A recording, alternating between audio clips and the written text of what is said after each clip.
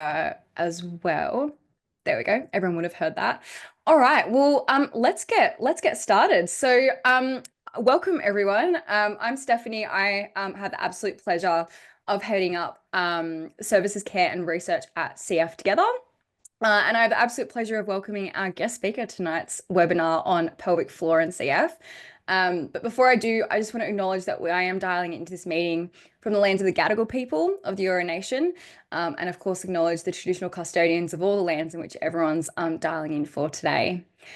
So I'd like to introduce Rebecca Liberatore, who is the director and owner of Melbourne Pregnancy and Pelvic Physio. She is a senior physiotherapist and clinical expert pelvic floor physiotherapist, and also works as a guest lecturer and clinical teacher for the University of Melbourne, and regularly sees people with cystic fibrosis in her clinic. Rebecca, thank you so much for joining us today, for volunteering your time. No, Um, and for all the work that you do in your space. I think we're so excited to dial into this topic today. It's so important. So thank you. Some housekeeping before I do hand things over to you. Firstly, we are recording this session, so welcome to those who are watching the recording in the future. This will be made online as a resource. We will also have the opportunities to ask questions throughout the event as Beck is talking. You can use the chat box or you can just pop yourself off mute. So feel free to ask questions throughout, but we'll also have ample opportunity at the end as well. So without any further ado, I'm going to stop talking and hand over you. Thanks so much, Rebecca.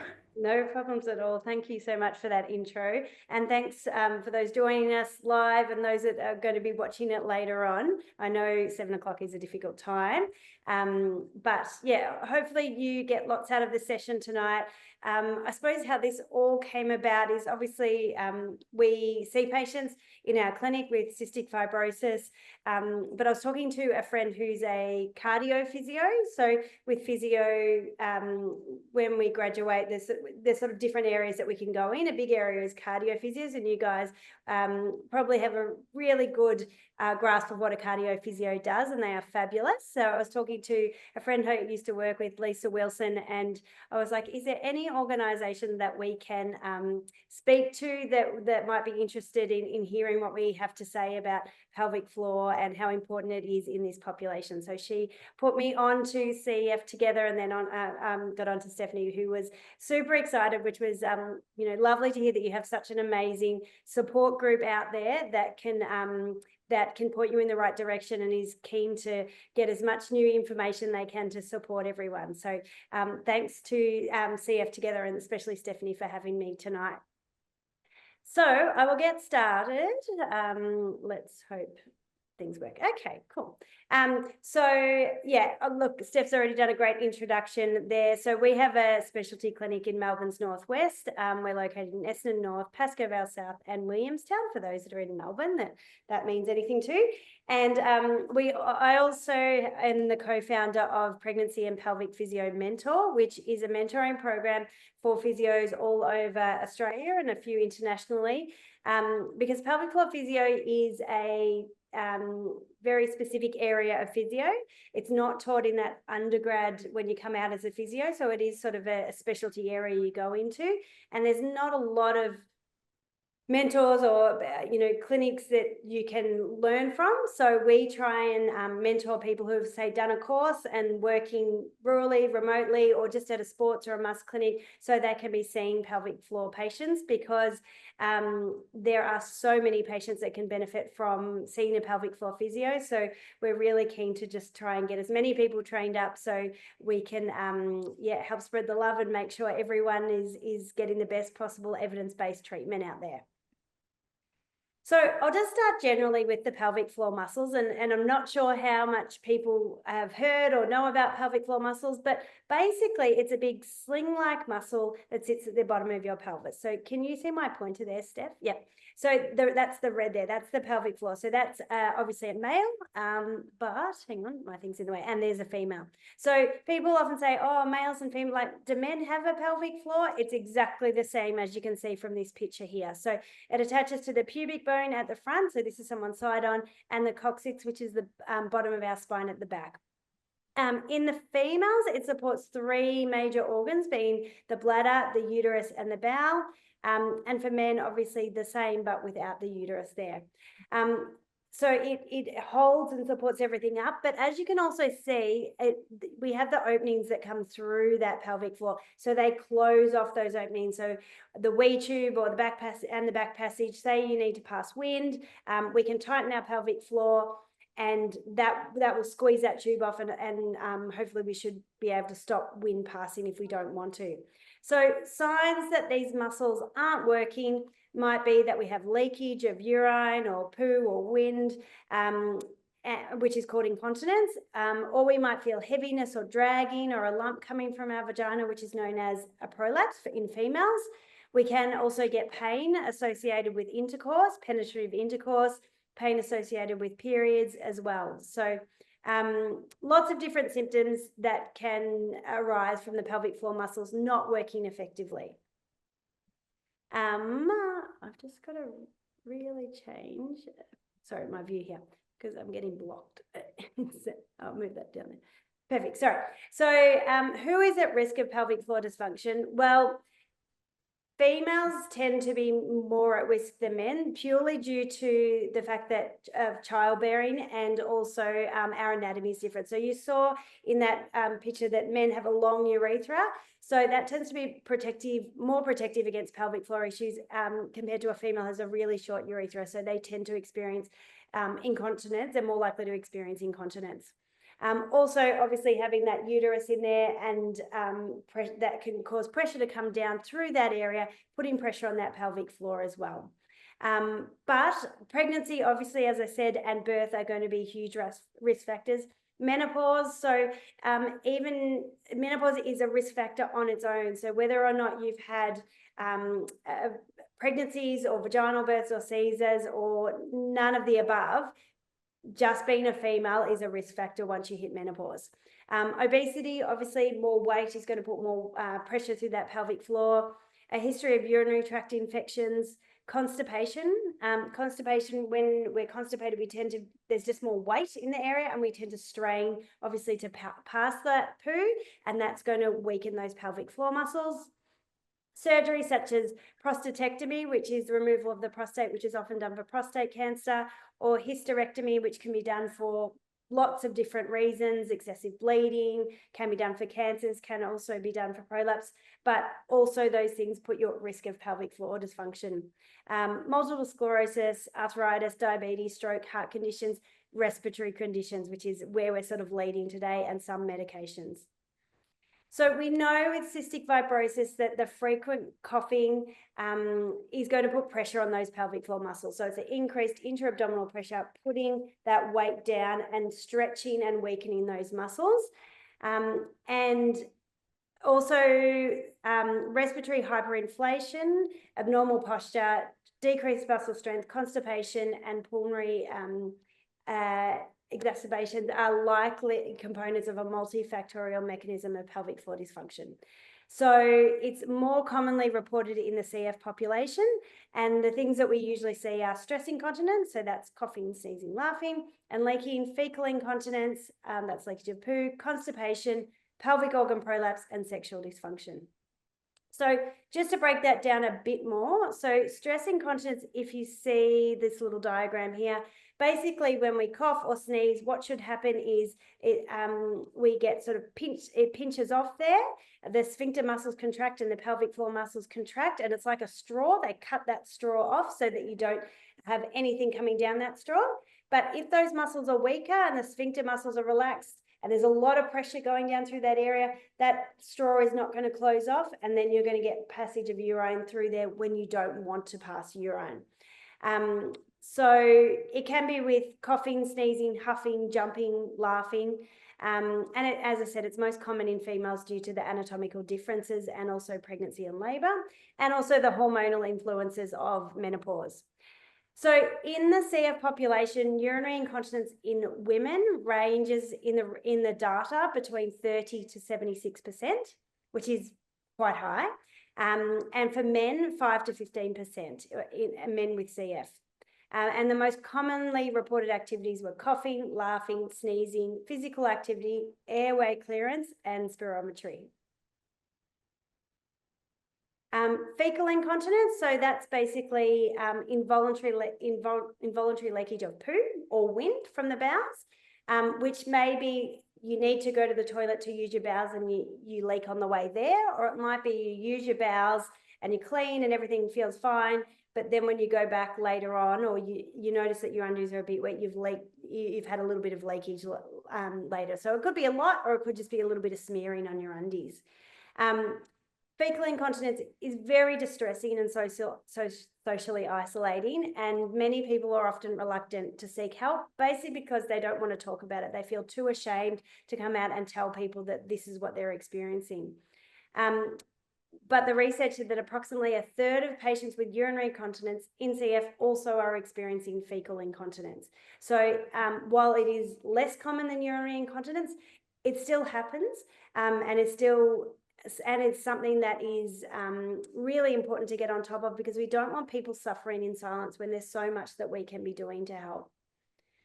So on the other end, constipation. So the constipation it's a general term, and I think it's, what it means to people is different things, but it is classified as someone who's not going frequently. And some might say, well, what's frequently? Well, what's normal? So on average, we should probably be opening our bowels every 1 to 2 days. So if it's less than that, that could be a sign that you have constipation. When you go, you feel like you just don't get it all out, and you feel like there's more there, but you can't get it out. And needing to strain to pass poo. So I think some people have been straining their whole life, so they don't even know what is normal and what is not. So the idea should be that we get an urge to go and use our bowels, and we can go and sit on the toilet. We might have to wait, a few minutes or so, but we should then get the urge, and it should be relatively easy to pass that poo, and it should feel completely empty. The other thing is passing hard stools, and I don't know how many people have seen the Bristol stool chart here on the right, but this is something that we show people all the time, and everyone always gets a bit shocked and taken aback. But we've got the type 1 stools here, which is like pebbles, and they're really hard dehydrated poo, and that's definitely a sign of constipation. Type 2 is basically just all those little pebbles, so it looks really sort of lots of little balls all just joined together, still really dehydrated. 3, it smooths out a little bit more, and 4 is the ideal poo we're after. And then this is getting to the looser end. So we don't want it too loose, we don't want it too hard. We ideally want that type 4 type poo. What's very common in CF is gastrointestinal changes in the tract, which causes stools to become a bit thicker and stickier.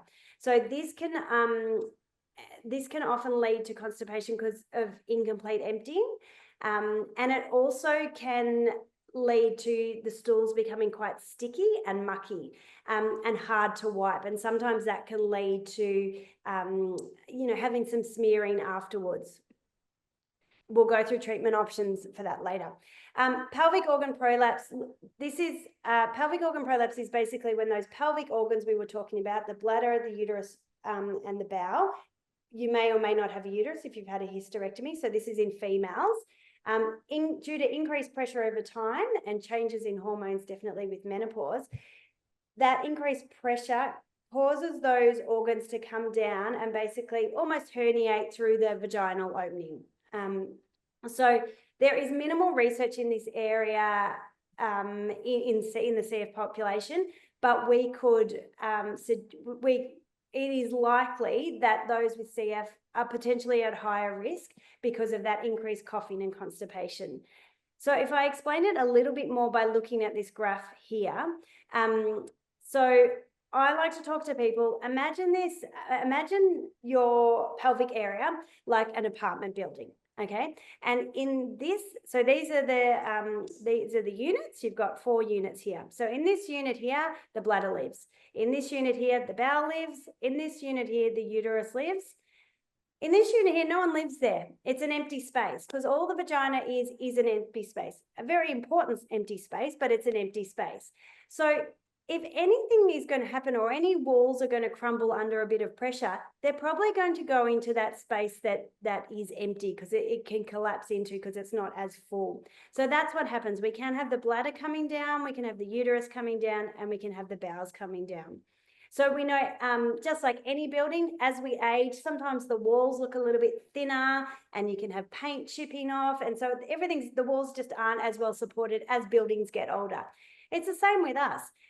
As we get older and we head to those menopausal years, the lining and the walls of the vagina are just not as plump and supported. The other thing is childbirth, obviously a big increase in pressure for 9 months, but also a vaginal birth is going to put even more pressure through that vaginal space. But constipation, where you're constantly, when you're straining to use your bowels, heavy lifting, high impact exercise, coughing, huffing, all of those things are going to keep putting pressure down in that area. And so that is what's, those forces can lead to prolapse long term. Now, I'm not trying to sound all doom and gloom here. I know it sounds a bit doom and gloom at this point.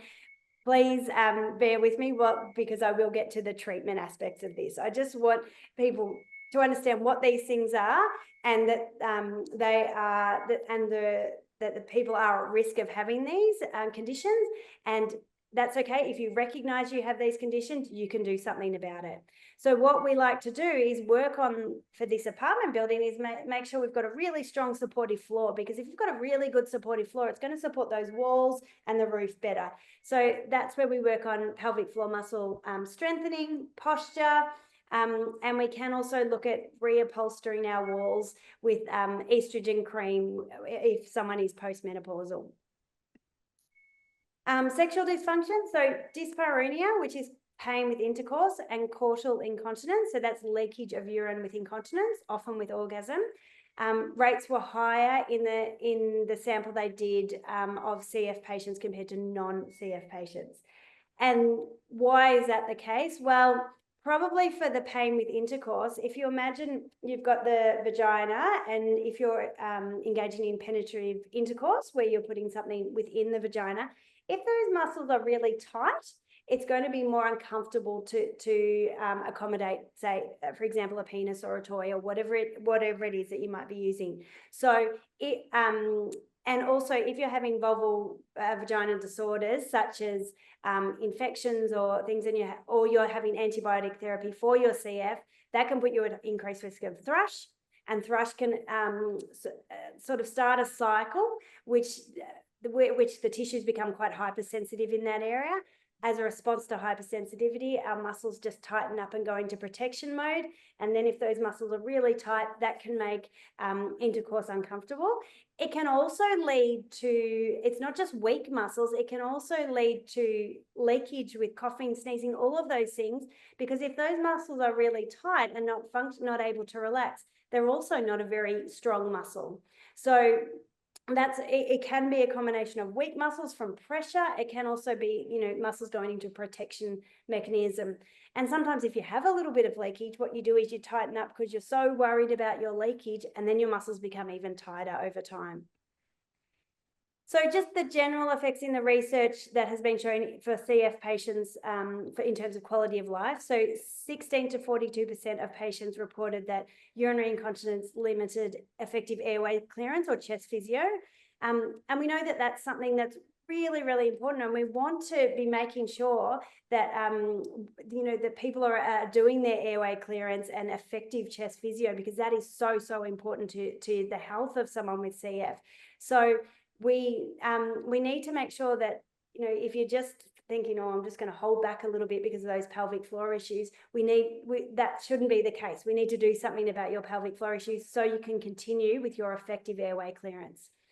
2 studies had found that urinary incontinence negatively impacted patients' exercise regimes, and that's understandable. If you're going out and running and you're leaking, you're going to pull back on that, or whatever that exercise might be. And 29 to 42% of patients reported it affected their social life, school or work or intimate relationships a lot or most of the time. 50% of patients reported that urinary incontinence affected their holidays, social life, social work, school, work, interests and hobbies. So again, that's a huge impact that this is having. And yet, less than 1/3 of affected patients with CF reported they had discussed urinary incontinence with their healthcare provider. So that's probably the most alarming stat about it all for me, is that yes, the rates are higher in the CF population. However, you know, people are either not aware that something can be done about it, or maybe too ashamed to bring it up with someone. But the good news is there's so much help out there, and we can be doing so much to ensure that you're not having those symptoms, and no one needs to suffer in silence. One thing I will just touch on, this is not just for females or males, also children can experience these symptoms as well. So if you're finding, as pelvic floor physios, we treat people all through the lifespan. So we'll often treat younger children with bedwetting issues, etc. But even when they get to those teenage years, we can find that excessive coughing is still having an impact at that early age. And again, that there's something that we can do about it. So the next, this is exciting stage. So I don't want to talk about the negatives of it all, but Steph was telling me 42 women in 2020 in Australia were pregnant, and it's now up to 88 in 2023, which is super, super, super exciting. But this trend has been seen globally, and as a result of new medications, which have been approved over the last few years. But obviously, this is new emerging area, and there's not been a lot of research. There's not been a lot of research generally, but especially not in pregnancy and CF populations. So in the general population, stress incontinence is reported between 18 to 75% of pregnant women, and is highest in the 3rd trimester. And without any evidence at this point, we can sort of just we can suggest that probably a CF patient that already has weakened pelvic floor muscles and potentially some stretch on their ligaments, that pregnancy is going to put further pressure on that area. Beck, just letting you know, the slides are still on the quality of life. They've just not caught up to where you are at the moment. Oh, that's annoying. And sorry, everyone. Let me just... Yep, there you go. They're moving now. Yeah. We can see this. So what can we do to help? Yeah, hang on. I'm just going to go back. Oh, dear. Yep, okay. So it's forward. I just need to get rid of this. Okay. Hang on. Oh, dear. Sorry. Oh, let me go back here. Great. Okay, I'm back onto it.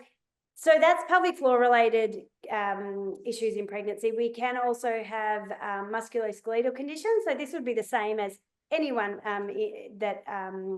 this is sort of regardless of a CF, but just for people to know. Pelvic girdle pain, and that's something that can occur. That is very common in pregnancy, and it's where you get pain sort of at that front area of the pubic bone, and you can also get it at the back, just in that buttock area, the sacroiliac joint. So that's up to 40% of women will have that in pregnancy. And I think when those symptoms develop, most women get quite distressed by it and are really sort of worried, and they might get it at, say, 20 weeks, for example, and they come in and think, I'm 20 weeks. How am I going to get to 40 weeks of pregnancy? This is a disaster. But it's not. What we find with pelvic girdle pain, if you get a correct assessment and treatment, we can settle that pain down, because we find in growth periods that this pain is definitely aggravated, and then we settle it down with treatment, and we can manage it. We know with pelvic girdle pain, those that are exercising 3 to 4 times a week at a moderate to high intensity going into pregnancy are far less likely to develop pelvic girdle pain. So that's something to keep in mind. Low back pain, definitely the changes in pregnancy, you know, as your bump grows and you go into that sort of forward tilted position, the back can definitely, people can experience some back pain. But again, there's lots that we can be doing in terms of postural changes and advice around exercise that can relieve that lower back pain, as well as some manual therapy. Same with the mid-thoracic pain. Not only is your bump getting bigger, but we find the breasts get bigger as well. And so people tend to have that rounded thoracic posture. So lots of work on stretching and posture and some manual therapy can be really helpful for those type of conditions. Carpal tunnel is another one. Carpal tunnel is where there is sort of swelling in this region, and in pregnancy we tend to hold on to a lot of fluid, and so what that can do is sort of compress on the nerves that are going through that area there, and you can get pins and needles or numbness and loss of strength in your hand. So just it can be quite uncomfortable, and especially at night when you're sort of relaxed and you tend to go into that sort of flop position, that puts more pressure on those nerves there. And so you can wake up with your hand being quite numb. But again, there's lots that we can do to manage that. And we know that that carpal tunnel generally will settle down very soon after pregnancy, but there are really good braces and things that we can look at administering to relieve some of those symptoms. Rib pain, especially as that towards the end, as that bump grows even bigger, it puts a lot of strain through that rib area, and you can get that really sort of aching pain through that area. Again, seeing a pregnancy or pregnancy physio can be really helpful to relieve some of those symptoms. So lots of the joys of pregnancy, but nothing to be scared or worried about, but just to be aware of them and know that you can seek help for them. Postnatally, pelvic floor recovery, obviously post-childbirth, is really childbirth injuries or just any type of vaginal birth really is going to be really important.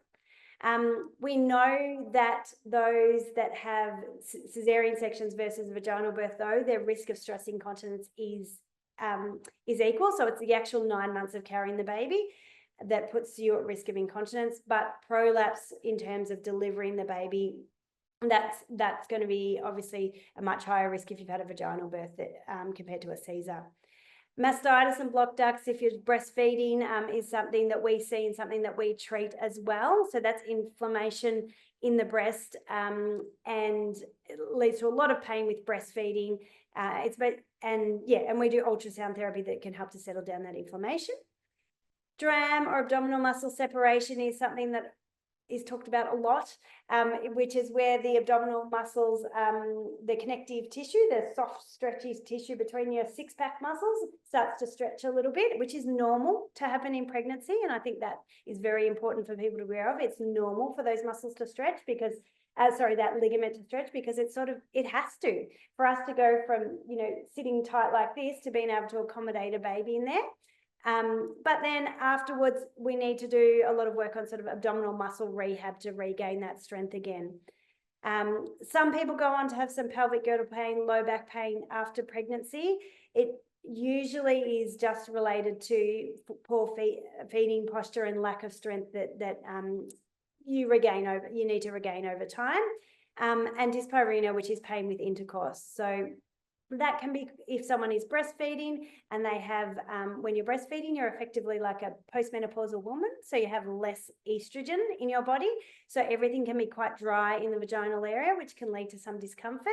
But also if people have had particular birth injuries or a episiotomy where they cut just to allow an easier passage for the baby, that can be a little bit uncomfortable after a while. So these are all things that we see postnatally. And again, not to alarm you, just to know that there is help out there for all of those conditions and it can make a huge difference. Yes, so we're getting to the positive part now. Hopefully people haven't turned off at this point. Does anyone have any questions before we go? No, we'll keep going. Okay, cool. So hydration is really important. So when we see patients with urinary incontinence or urinary urgency, rushing to the toilet and things like that, they'll often try and decrease their fluid intake. And they think, well, that will help me, and then I won't need to go to the toilet enough. Well, that can actually irritate your bladder and make you go to the toilet more. We know that in the CF population, we also can't afford to be cutting down our fluid intake. We need to be making sure that we are having adequate fluid intake, definitely to quench our thirst. And what we'd recommend is, rather than guzzle water, is that you sip it throughout the day, and making sure that you're adding in electrolytes if you're exercising in hot and it's really hot and you're exercising. We know things like alcohol, fizzy drinks, and caffeinated drinks can irritate the bladder. So if that's, and this presentation is directed at CF, but you might also have a friend or a mum or, you know, a grandma who you could pass on this information to if they, but knowing that these things will irritate the bladder more. So we want to be doing everything we can. So water is ideal, plus or minus some electrolytes if you're finding that you are quite dehydrated. And yeah, eating well is obviously really important. We love fiber. What the interesting thing about fiber, I think that most people aren't aware of, is that there's two types of fiber. There's insoluble fiber and there's soluble fiber. So insoluble fiber is the roughage stuff that gets you going, and soluble fiber gives you the bulk that you need. Now, you need both types, because if you just have the insoluble fiber that gets you going, you're sort of ending up with diarrhea. If you've just got the bulk, then you're going to be constipated. So you want a combination of both. And yeah, and so we want to have a nice combination to avoid constipation and or to avoid any sort of leakage. So fiber is found in foods such as multigrain or whole grain bread, in cereals and cereal products, fruit. My favorite breakfast is, all, not for me, not to eat necessarily, but in terms of its fiber content, is all bran original, which has 44% of your daily fiber intake. But we would definitely encourage you to work with your CF team to work on your diet. And if you are having problems with constipation, making sure that you're bringing that up and letting them know. And if you're working with a dietitian, they should be able to help you with that. And leading a healthy lifestyle. So again, this is probably nothing that you haven't heard before from your CF clinical team, but maintaining a healthy body weight is really important, because excess body weight is going to put more strain on that pelvic floor and lead to bladder and bowel control problems. That's just one reason. And be aware of the risk of passive smoking, as this may increase your frequency of coughing.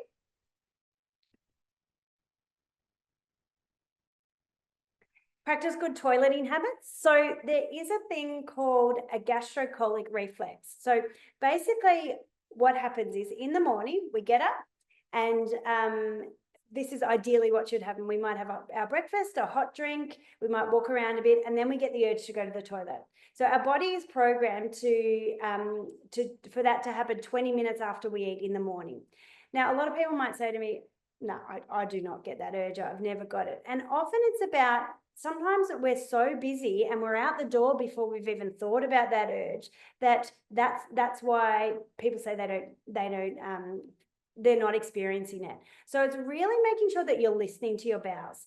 Now, if someone has bladder issues and they're going to the toilet all the time, we might tell them, we might specifically do some training with them where we get them to hold on. Not to everyone, we have to have that assessed, but we might suggest to some people that they need to hold on a little bit more.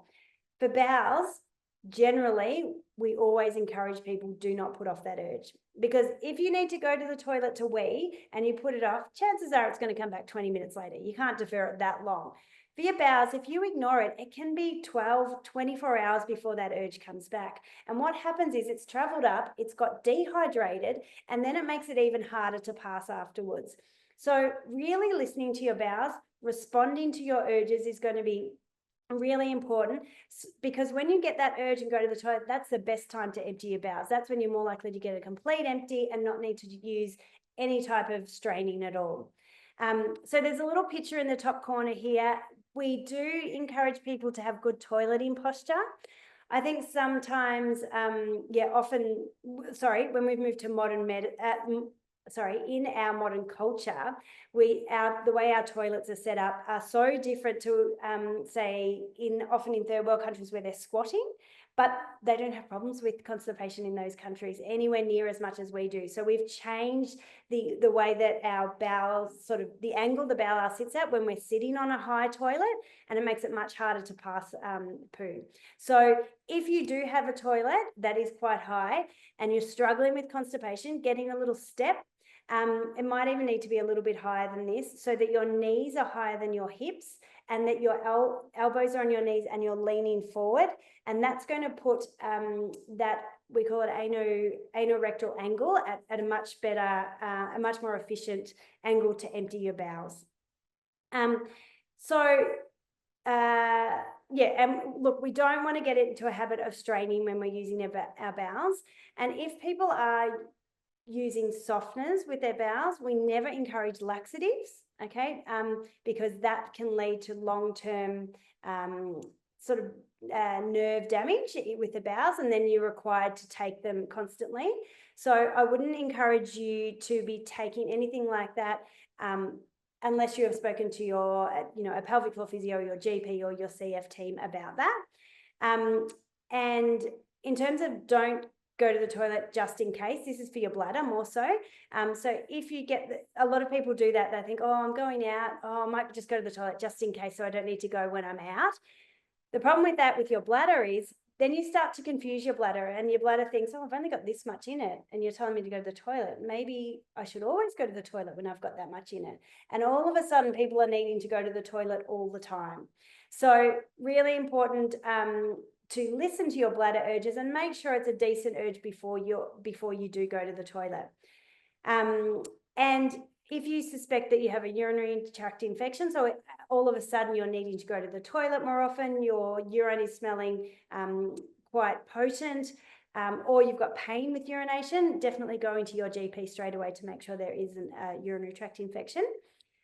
There's this new product out called Cheeky Squirt, which our patients are loving actually. So if you find you have mucky stools and you find you have to wipe a lot, and you might even find that you have smearing after, this is really good because you can have that in your bag, and you can just spray it on the toilet paper, and it sort of moistens the toilet paper so that you can more effectively clean your anal sphincter sort of after you've used your bowels. As opposed to needing like baby wipes, and then you can't flush baby wipes down a toilet, and then you're stuck with baby wipes. So if you're finding you're someone that finds that your poo is quite sticky, that might be something that you might like to have in your bag.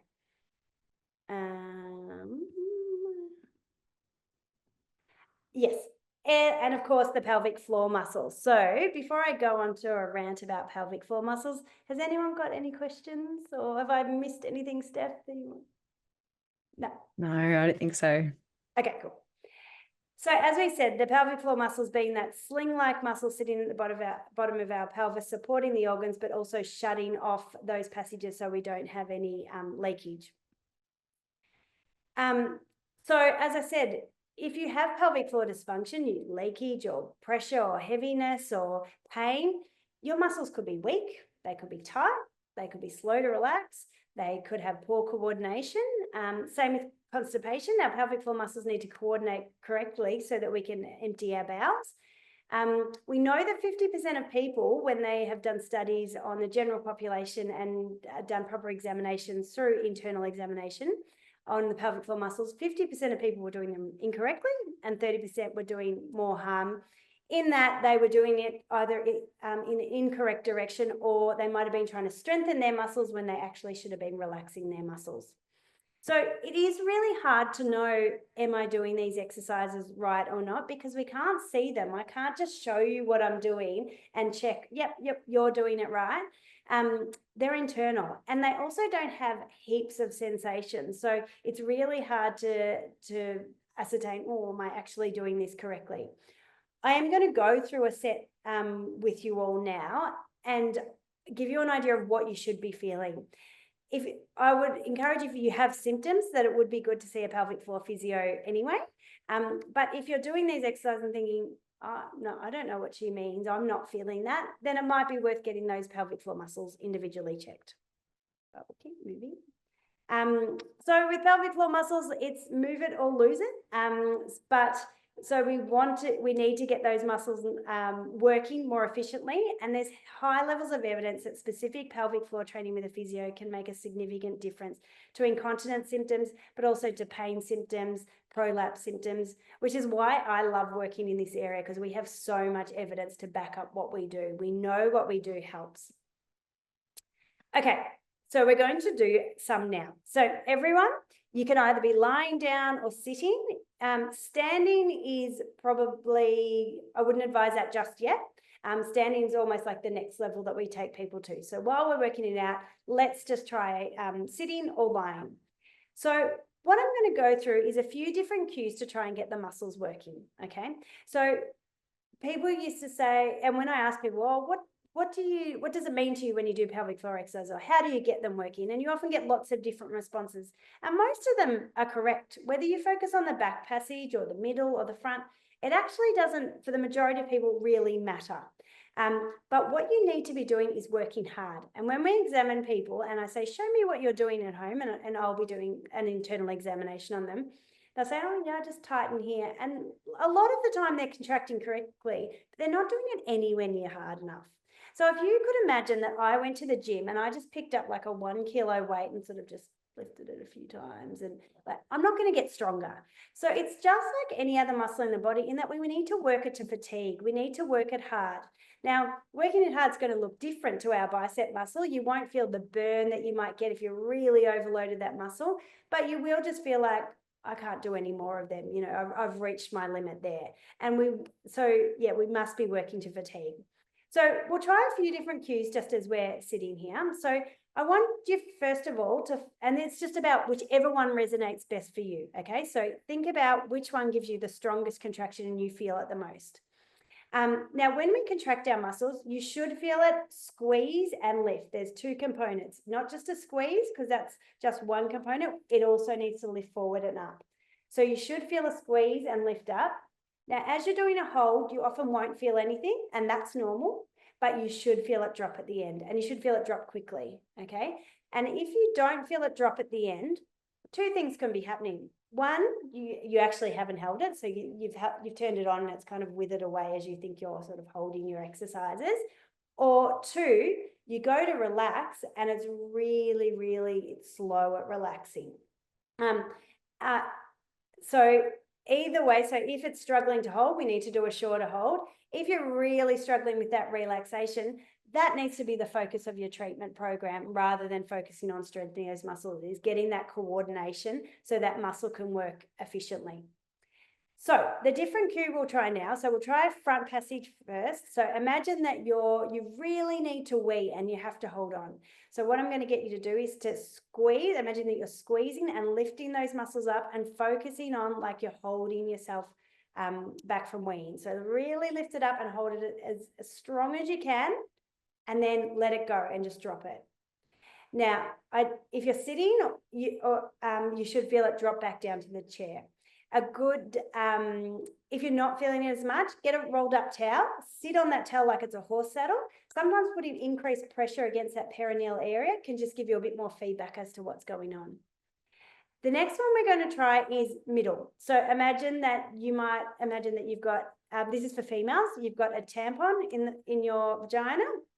And what you're going to do is try and squeeze and lift it up inside the vagina. So squeeze and lift it up. So focusing on the middle, lifting it up, try and lift it up as high as you can. Keep going, and then drop it straight back down.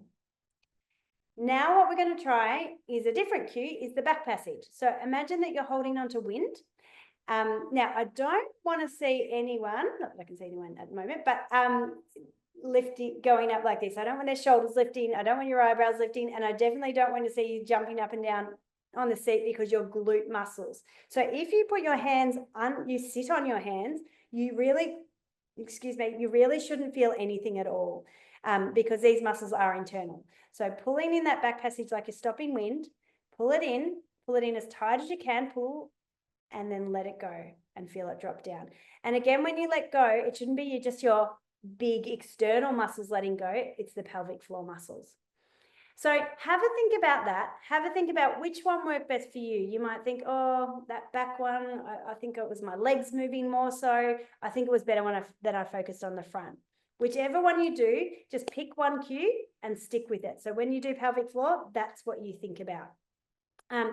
So what we're going to do now is try and do some holds. Okay, and this is also what I would encourage you to do, to try and work out a program for you that is appropriate. So if you can definitely feel it relax and contract and also relax, so you don't think you have any issues with relaxation and you think, okay, I can do a strengthening program, you should do a tighten.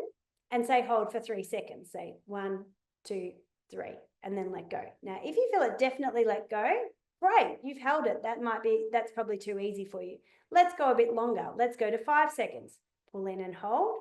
1, 2, 3, 4, 5. And then you think, ooh, that got a bit harder. I don't think I really held it for that. Okay, then maybe we need to come back to sort of that 3 second hold, because we want you to be able to do 8 to 10 of them in a row. Does that sort of make sense? So you try and work out what your exact program is.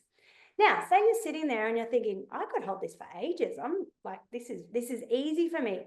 If you can do more than 20 seconds, 15, 20 seconds, then get into a harder position. Stand up, march on the spot, because that's too, you're lifting weights that are 1 kilo when you should be lifting, 10 kilos. So if it's too easy, then make sure that you keep progressing it on. Or you might find it hard tonight and you start doing your program over the next few weeks, and you could only do 3 second holds, and all of a sudden you think, oh, I'll just try that longer hold. Oh, I can do a bit longer. Great. Now I can hold a bit more. So if you just keep doing the same exercise for the rest of your life, it's not going to get better. Just if you wanted to run a marathon and you went to the gym and you just kept running 2 kilometers, well, you're never going to get to, 42 kilometers. You've got to keep progressing it and making it harder. You also need to be training regularly. So if you want to make a difference and you're working on strengthening, then you need to be doing your exercises 3 times a day, or 3 sets at once. So you can do a set of 8 to 10, have a rest of say 2 minutes, and then do it again. But we need to do 3 sets in a day. And we know for strengthening, we probably need to be doing them for about 4 months. Now, so that might think, oh gosh, that's really boring. But we know that exactly the same. If you wanted to get stronger biceps, if you wanted to do a marathon, you need to train it. Okay, so it's exactly the same as that. So we might just try now. I think we'll just do a 4 second hold, and we're going to do 8 of them, and see how we're going for time here. Oh, actually, we might do 5. We're okay. Okay. So we're going to pull in and hold. So whatever cue you did before, pull in and hold as tight as you can. 1, 2, 3, 4, and then drop. Okay, and you want to feel it drop all the way and relax. And again, after we do this, if this program was too easy for you and you thought this wasn't challenging at all, you need to amp it up.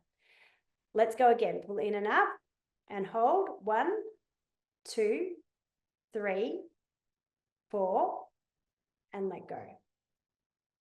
Good. That's 2. Let's go again. Pull in and up. 1, 2, 3, 4, and drop. Good. And while we're resting, the other thing that's really important is to functionally be using our pelvic floor muscles. So when we go to cough, when we go to sneeze, when we go to huff, there's a lot of pressure coming down as we do that. We want to try and tighten as we do that exercise. Okay, so as you go to cough, try and coordinate it that you do tighten as you cough. Now, to start with, it's going to be very much, you're going to have to remind yourself to do it. But we know that with training, that skill becomes automatic. And that's going to be really important in counteracting that downward pressure. All right, let's do a few more. Pull in and up. 1, 2, 3, 4, and let go.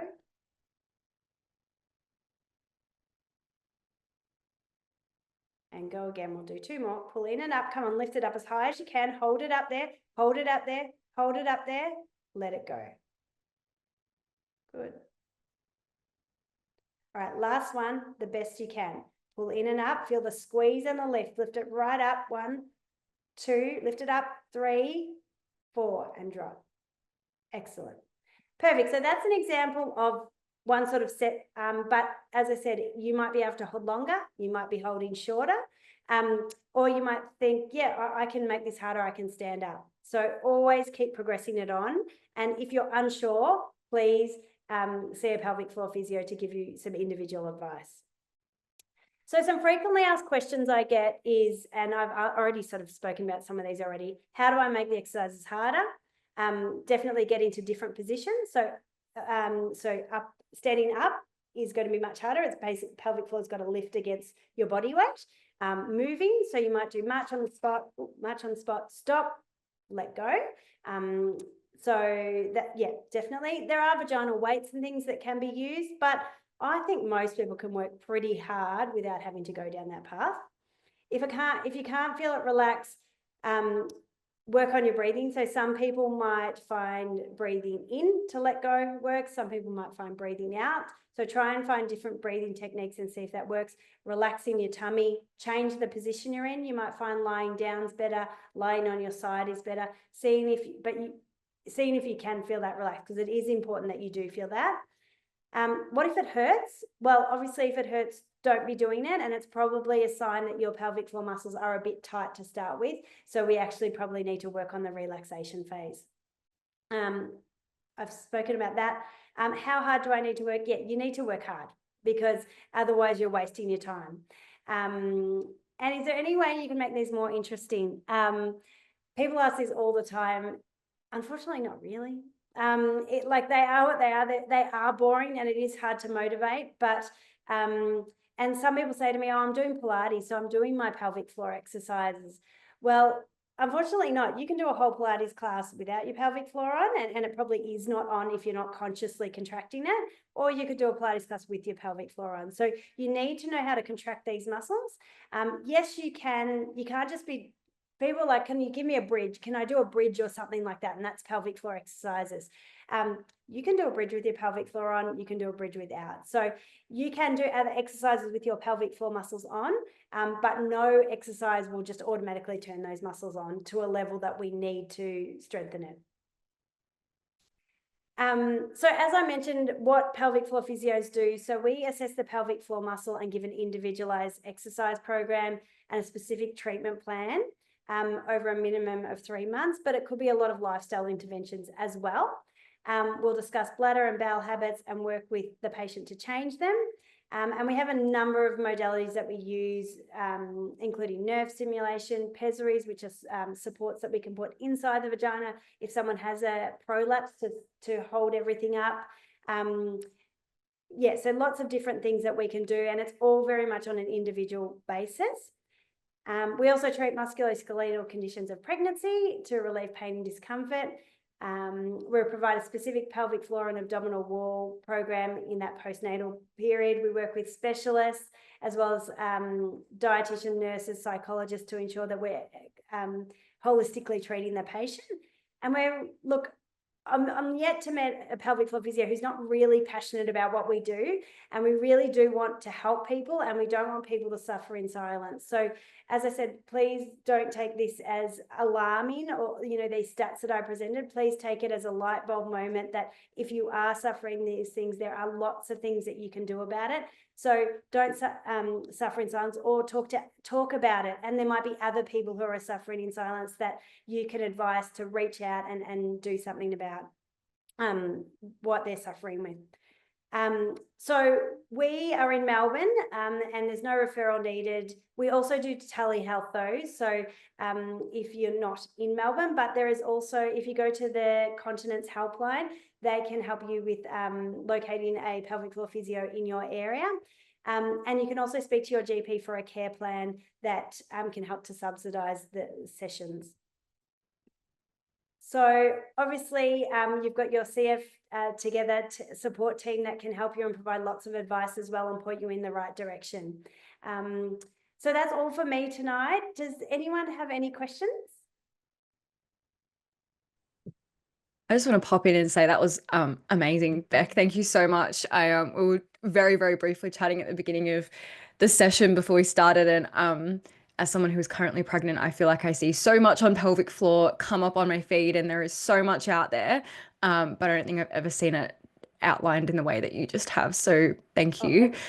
No, that was fantastic. And yeah, look, we've got time. So if people do have questions, they can take themselves off mute, or you can pop it in the chat, and we can make the use out of you and your expertise for a little bit longer.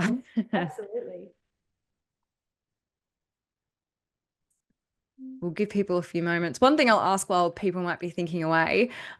So you recommended those exercises. So 3 times a day, and that's daily exercises generally that you're recommending for people. Yeah, so if you're in a strengthening phase, but as I said, it's really hard because pelvic floor dysfunction, it's not just about strengthening. Like in the past, that was all that we talked about.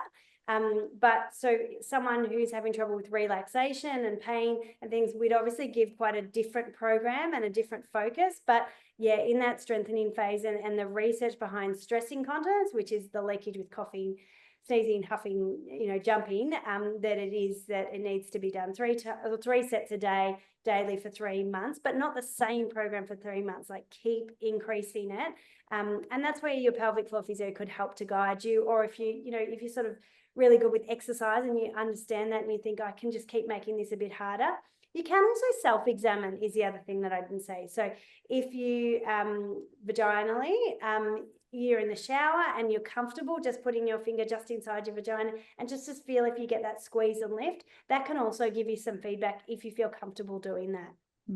Because that's essentially what we do when we're examining someone. Now, I probably should say that's not the only way we examine someone. So we can do, if people aren't comfortable with an internal examination or they can't have an internal examination for one reason or another, we can do ultrasound, we can do transabdominal ultrasound to assess the pelvic floor muscles, transperineal, which is on the perineum, but still external. We can do an observation of the area, which is really useful as well. And for men, we often do transperineal ultrasound, which again, as I said, is on the perineum, which is the area between, for men, between their testicles and their back passage. So it doesn't have to be an internal examination if you think, oh, no, I'm just not up for that. Yeah. That's really good to know. All of that progressive overload. There you go. We've got a few minutes a day. We might need to put reminders in our phone for those 3 sets. And I do love the apps. I think it's about $6, and is it from the Continence Foundation? I think it's about $6, and it's the Squeezy app. And so what you can do is, because there's heaps of pelvic floor apps out there, but what I love about Squeezy is you can set your exact program. So once you worked out how long you can hold, or a pelvic floor physio has told you exactly you can hold for this long and you need to rest for this long, you can set that exact program. And then little reminders come up on your phone, like it's time for your 9 o'clock squeezy. And so like they're not that obvious that people are like, what? Like who grab your phone are like, what's going on there? I love that. I might have to have a look at that afterwards. Yeah. Yeah. All right, we haven't got any thing come through the chat. I think all of that just wealth of information, Beck, has just been amazing as well. And obviously we know people know where to find you. And if anyone does have any questions after today on how they can contact Beck, obviously we've shared your details, but we're very happy to pass that on as well after the fact. So if there aren't any last minute questions, I might just say thank you so much for your time, for your expertise, for reaching out. I mean, I was so ecstatic when you called and was like, I would love to do, a thing on pelvic floor. I almost fell off my chair because this is so important.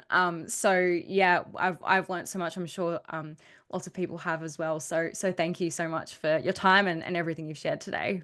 No problems. Have a lovely evening, everyone. Please reach out or support others to reach out if they have any issues.